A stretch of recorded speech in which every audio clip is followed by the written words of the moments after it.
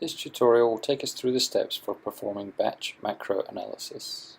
In this tutorial, we want to perform nuclei count on all of these images. To do this, we can go to Process, Batch, Macros, and it brings up this dialog box. We have to tell the system where the images are stored, or input, where any images generated by the macro should be saved, and how they should be saved. Make sure that this output folder is different to the input.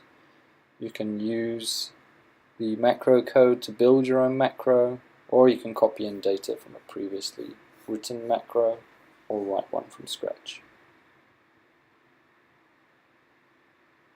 Here I'm copying over a previously written macro, copying those steps and pasting them in.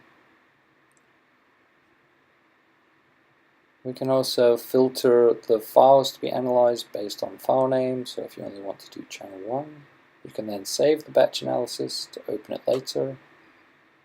There's a test function, and if we hit process, that will perform that macro on each one of the images within that folder.